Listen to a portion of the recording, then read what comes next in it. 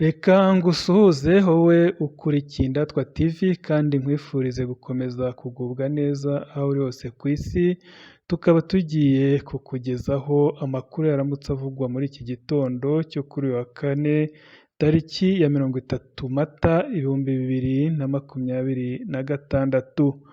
Reka amakuru yacu tuyahere mu karere ka Muhanga havugwa inkuru y'umukecuru waguye mu ziko agashya cyane bikarangira bimuviriyemo urupfu. Umukecuru witwa Zaninka Adela w'imyaka 82 wari utuye mu mudugudu wa Kajeje mu kagari ka Kagarama, umurenge wa Cyeza mu karere ka Muhanga, yaguye mu ziko ryari ririmo umuriro arashya kugeza ashizemo umwuka.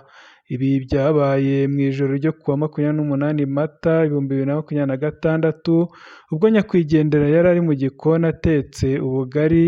Bamwe mu bahageze batabaye bavuga ko yaguye mu mashyiga abanjemo umutwe ndetse bimuviramo gushya bikabije umubiri wose. Abaturanyi bavuga ko aya makuru yamenyekanye ahagana saa 2 z'umugoroba ubwo umwuzukuru we babanaga yari avuye mu gasantere ka Cyeza kugura ibirungo byo gutekesha imboga, maze ageze mu rugo yinjiye mu gikoni asanga uwo mukecuru yahiye bikomeye ndetse umutwe we uri hagati mu mashyiga arimo kugurumana. Uyu mwuzukuru yahise amukuramo amumenaho amazi atangira gutabaza abaturanyi. Niyonsenga John uturanye n'uyu muryango, umwe mu bahageze batabaye, yavuze ko yasanze nyakwigendera yamaze gushiramo umwuka. Yagize ati "Twahageze dusanga yamaze gupfa, umubiri wari wangiritse cyane ku buryo bitari byoroshye kumumenya, byari ibintu bibabaje cyane." Niyomukiza Emerita yavuze ko uyu mukecuru yari amaze igihe gito yimukiye muri aka gace kandi akaba yabanaga n'umwuzukuru we, ngo yumvise abantu basakuza ubwo yari ageze mu rugo iwe kuko aturanye na nyakwigendera, niko kuza yiruka aje kureba. Yagize ati "Twumvise abantu bavuza induru bavuga ngo Adela arahiye, twahageze dusanga bamukuye mu ziko bamuryamishije iruhande ariko yari yamaze gushiramo umwuka." Aya makuru yemejwe n'umunyamabanga nshingwabikorwa w'umurenge wa Cyeza, Niyonzima Gustave, yavuze ko umurambo wa nyakwigendera wajyanywe ku bitaro bya Kabgayi kugira ngo ukorerwe isuzuma mbere yo gushyingurwa. Yakomeje avuga ko hari amakuru abaturage batanze agaragaza ko nyakwigendera yari asanzwe arwara umuvuduko w'amaraso, bikaba bishobora kuba byatumye agira ikibazo kikamuviramo kugwa mu ziko. Perezida Kagame ategerejwe mu ruzinduko muri Botswana rwitezweho gushimangira umubano hagati y'ibihugu byombi cyane cyane mu by'ubucuruzi. Guverinoma ya Botswana yatangaje ko Perezida Kagame azagira uruzinduko muri icyo gihugu kuwa 6 Gicurasi kugeza kuwa 7 Gicurasi uyu mwaka ku butumire bwa mugenzi we Duma Gideon Boko. Uru ruzinduko byitezwe ko ruzakurikira inama ya kabiri ya komisiyo ihuriweho n'ibihugu byombi izaba kuwa 4 no kuwa 5 Gicurasi, ikiga ku buryo bwo gushimangira umubano hagati y'ibihugu byombi. Uru ruzinduko ni intambwe nziza yo gushimangira umubano hagati ya Botswana n'u Rwanda mu ngeri zirimo ubufatanye mu by'ubukungu. Hazanareberwa hamwe intambwe imaze guterwa kuva komisiyo ihuriweho n'ibihugu yatangira imirimo yayo mu 2019. Byitezwe ko abakuru b'ibihugu byombi bazagirana ibiganiro bigaruka ku bucuruzi bukorwa hifashishijwe ikoranabuhanga, ku bukerarugendo, ku bijyanye n'inkingo z'amatungo, gutwara abantu, ubufatanye mu kongera agaciro amabuye y'agaciro ya diyama n'ibindi.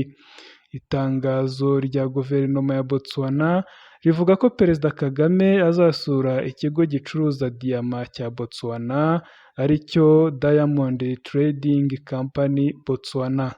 hazasinywa kandi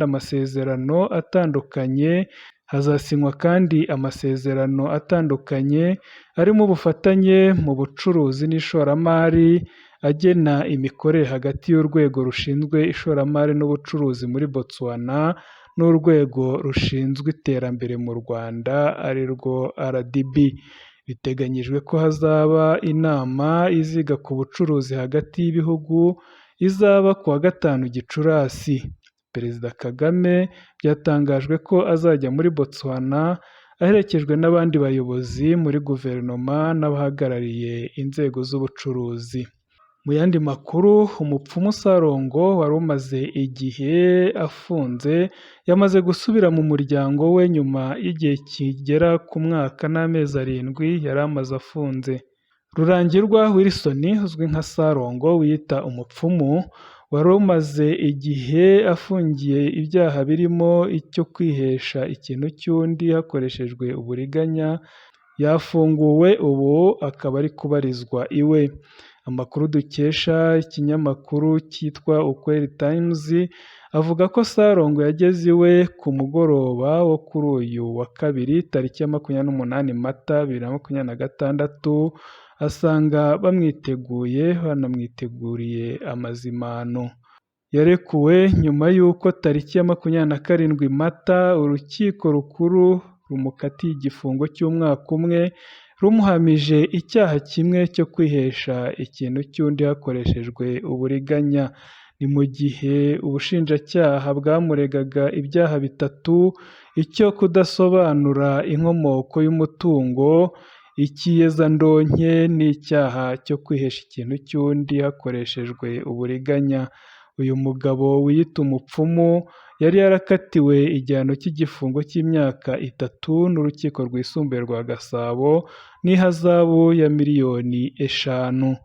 Uregwa ntiyari yanyuzwe n'iki cyemezo, akijurira mu rukiko rukuru ari narwo rwamukatiye igifungo cy'umwaka umwe, ahita arekurwa kuko umwaka yari awurengeje afunzwe, dore ko yari yatawe muri yombi mu kwezi k'Ukwakira 2024. Icyemezo cy'urukiko rukuru cy'igifungo cy'umwaka umwe cyasomwe n'urukiko rukuru tariki ya 27 Mata 2026 nyuma y'uko uru rukiko ruburanishije ubujurire bwe. Mu kwezi k'Ukwakira 2024 ubwo Sarongo yatabwaga muri yombi, urwego rw'igihugu rw'ubugenzacyaha RIB rwavuze ko yafunzwe nyuma y'uko hari abantu batandukanye bari batanze ibirego bavuga ko yabizezaga ko ari umuvuzi gakondo ufite imbaraga zidasanzwe zo kugaruza ibyibwe ndetse n'ubushobozi bwo kuvura indwara zitandukanye. Ubwo yari amaze gutabwa muri yombi mu 2024, hanakozwe isaka aho yakoreraga ibikorwa by'ubupfumu mu mudugudu wa Mayange mu kagari ka Maranyundo mu karere ka Bugesera, sangwa ibyo yakoreshaga birimo impu z'ibisimba. Mu Rwanda kandi haravugwa inkuru y'uko haba himitswe papa mushya. Arkipiskopi wa Kigali akaba na perezida w'inama y'abepiskopi gatolika mu Rwanda Antoine Karidinali Kambanda yatangaje ko Kiliziya iri gukora iperereza ku biyita batowe bavuga ko baheruka kwimika uwo bise papa wabo. Ni ibintu byatunguye benshi kubona hari abavuga ko bimitse papa mushya kandi w'umunyarwanda nyuma y'uko bikwirakwiriye ku mbuga nkoranyambaga. Amashusho yakwirakwiriye yerekana itsinda ry'abantu banyuranye bateraniye ahantu hamwe bavuga ko bari kwimika umuyobozi wabo bamwe bita papa, abandi bakamwita umubyeyi w'abatowe.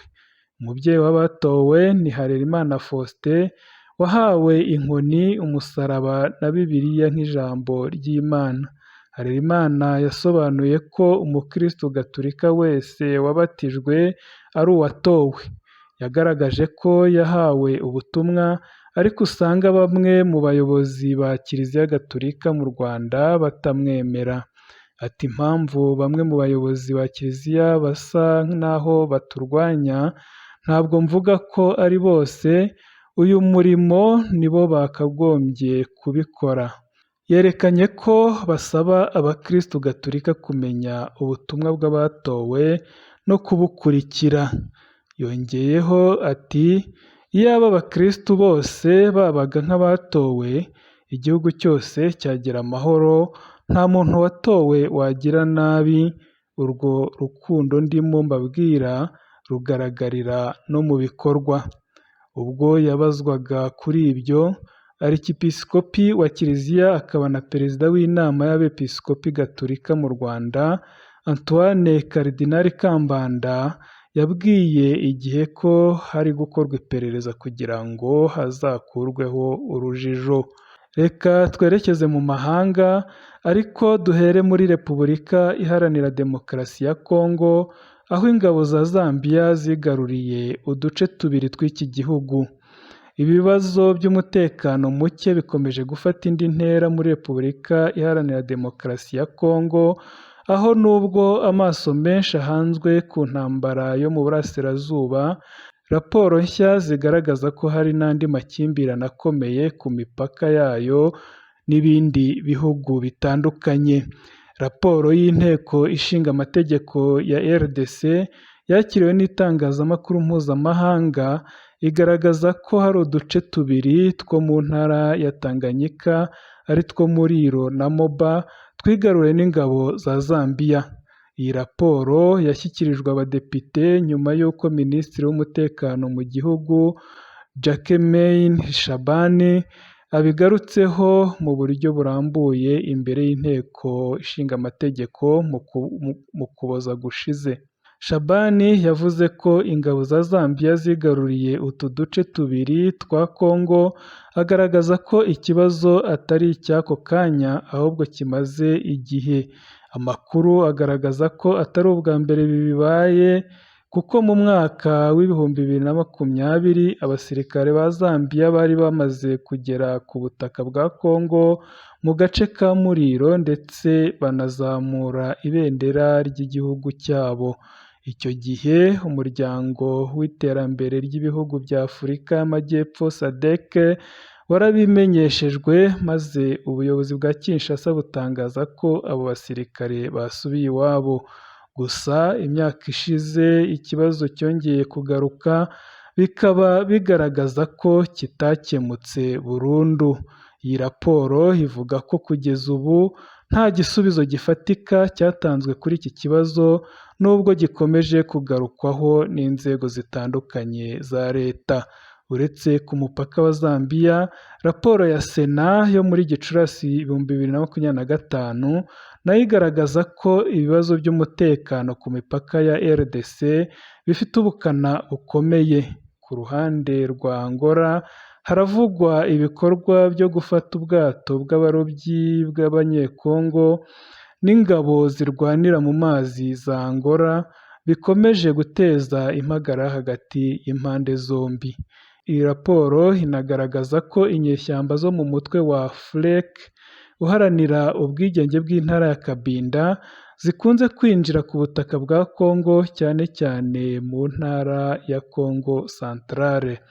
Mu majyaruguru y'igihugu ku mupaka wa Repubulika ya Centrafrica, inyeshyamba za Seleka na Antibalaka nazo zivugwaho gukorera mu nkambi z'impunzi zo muri Ba-Uirere, aho bivugwa ko zibangamira umutekano w'abaturage. Si ibyo gusa kandi, kuko ingabo za Sudani y'Epfo nazo zivugwaho kwinjira ku butaka bwa RDC, cyane cyane mu gace ka Faraje mu ntara ya Hoyere, aho zishakisha abarwanyi b'umutwe wa SFA. Mu burengerazuba ku mupaka uhuza RDC na Repubulika ya Kongo, amakimbirane akomeje gufata indi ntera, cyane cyane ku birwa biri mu ruzi rwa Kongo no mu mugezi wa Ubangi, aho impande zombi zidakunze kumvikana ku burenganzira bwo kubigenzura. Ibi bibazo byibasiye cyane teritwari ya Libenge. Ibi byose byerekana ko ikibazo cy'umutekano wa RDC kitagarukira gusa ku burasirazuba bw'igihugu, ahubwo cyagutse ku mipaka myinshi, aho ibihugu bitandukanye n'imitwe yitwaje intwaro bikomeje kuvugwaho kwinjira ku butaka bwayo. Igiciro cya peteroli cyongeye kuzamuka ku isoko mpuzamahanga, birushaho kongera impungenge z'ubukungu ku isi. Igiciro cy'akagunguru k'ibikomoka kuri peteroli cyazamutseho 7%, kirenga amadolari $126, biba ubwa mbere bibayeho kuva mu 2022 ubwo intambara y'Uburusiya na Ukraine yatangiraga. Iki giciro cyazamutse kuri uyu wa kane tariki ya 30 Mata 2026, nyuma y'uko igisirikare cya Leta Zunze Ubumwe za Amerika gitangaje ko kiganiriza Perezida Donald Trump ku ngamba nshya zishobora gufatirwa Iran nyuma yo kwinangira ikanga gufungura inzira ya Hormuz. Amakuru yashyizwe hanze na Axios avuga ko itsinda riyoboye intambara ya Iran ku ruhande rwa Amerika ryaba ryiteguye ibitero simusiga kuri iki gihugu nyuma y'uko inzira y'ibiganiro ikomeje kuzamo amananiza. Mu byo ibitero bigamije harimo gufungura inzira ya Hormuz inyuzwamo 20% by'ibikomoka kuri peteroli bijya hirya no hino ku isi. Uruhande rwa Leta Zunze Ubumwe za Amerika ntacyo ruratangaza kuri ibi bitero rushinjwa gutegura. Amakuru y'ibi bitero akimara kujya hanze, igiciro cy'ibikomoka kuri peteroli cyahise kizamuka kigera ku madolari $126 ku kagunguru. Mbere y'uko intambara yo muri Iran itangira, akagunguru kamwe kaguraga arenga gato amadolari $70. Ni n'aha dusoreje amakuru yacu yo muri iki gitondo, tubifuriza gukomeza kugubwa neza kandi tubibutsa gukanda subscribe ndetse na like kugira ngo mutazacikwa n'ibiganiro byacu by'ubutaha.